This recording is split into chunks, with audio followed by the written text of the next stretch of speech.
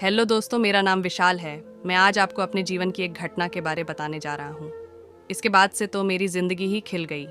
मेरे परिवार वाले एक पार्टी में गए हुए थे और घर में कोई नहीं था। इसीलिए मैं शाम को घर वापस आ गया और पड़ोस वाली भाभी के घर चला गया। मेरे भाई विदेश में थे और कुछ दिन पहले ही छुट्टी बिताकर वापस गए थे। इसलिए मेरी भाभी घर पर अकेली रहती थी। उनकी शादी को 10 साल बीत चुके थे, पर उन्हें औलाद का सुख नसीब नहीं हुआ था।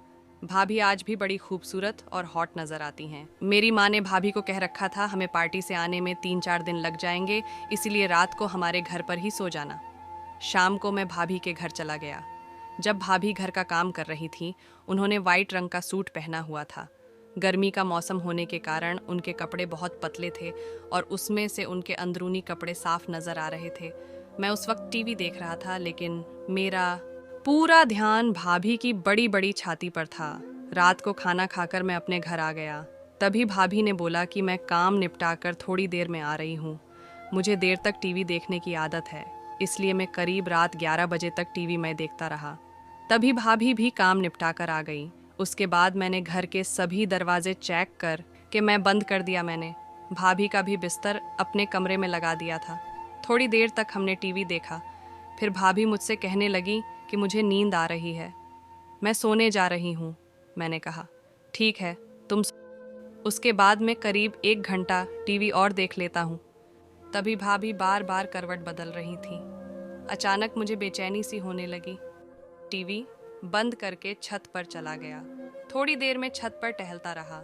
मैं टहलते हुए बार बार अपनी भाभी के बारे में सोच रहा था। काश मुझे एक बार अपनी भाभी के साथ रोमांस का मौका मिल जाए। मैं ये सब सोच रहा था कि अचानक मुझे पीछे से किसी के चलने की आवाज़ आई। पहले तो मैं डर गया, फिर मैंने देखा कि मेरे पीछे मेरी भाभी खड़ी है। मैंने पूछा क्या हुआ भाभी, आप छत पर क्यों आ गई? आपको तो नींद आ रही थी। तभी भाभी ने बोली मुझे भी नींद नहीं आ रही है, सोचा कि तुम्हारे साथ ही थोड़ी देर तक बातचीत कर लेती हूँ। फिर थोड़ी देर तक हम इधर उधर की बातें करते रहे।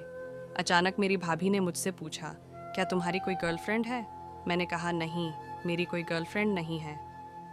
तो वह मुझसे बोली क्या तुम्हें अभी तक किसी से प्यार नहीं हुआ? मैंने कहा ऐसी कोई बात नहीं है, मुझे जैसी लड़की चाहिए वह अभी तक मिली नहीं है।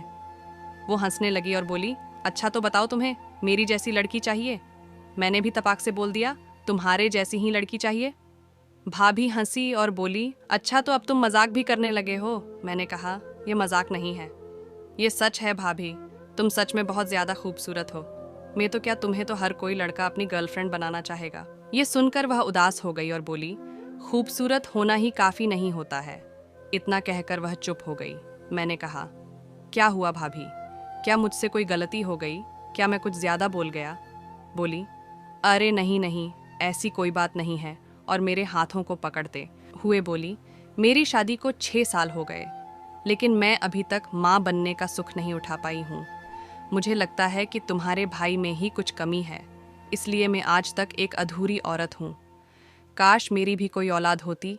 मैं भी मौके पर चौंका मारा और उनको अपने गले से लगा लिया और उनको दिलासा देते हुए उनके नरम नरम बदन को अपने हाथों से सहलाने लगा और बोला भाभी भाई तो काफ़ी सालों बाद आते हैं तुमसे मिलने के लिए, तब तक तुम उनके बगैर कैसे रहती हो? वो बोली अब तुम्हें क्या बताऊं, अपने दिल का हाल में एक एक पल मर मर के जी रही हूँ। मैंने उनके बदन को सहलाते सहलाते ही अचानक उनकी गर्दन पर किस कर दिया। वो कुछ नहीं बोली और ऐसे ही मेरे गले लगकर खड़ी रही। मैंने कहा भाभी रात बहुत हो चुकी है, चलो नीचे सोने चलते हैं।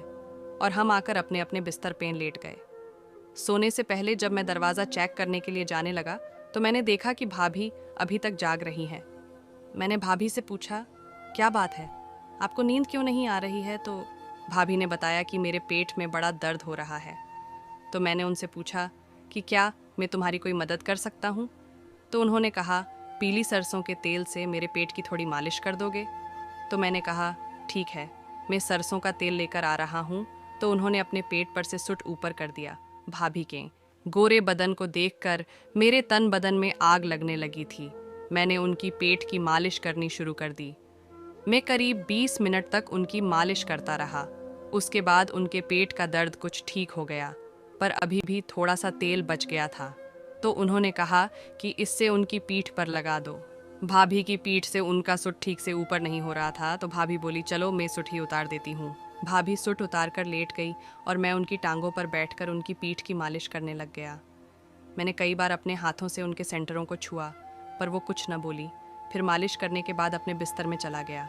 तभी मुझे लेटे हुए थोड़ा देर ही हुआ था कि भाभी मेरी चारपाई के पास आ गई और मेरे ऊपर बैठ गई। मुझे पता नहीं चल रहा था कि मैं क्या करूं। मैंने भाभी से पूछा, क्या हुआ भाभी?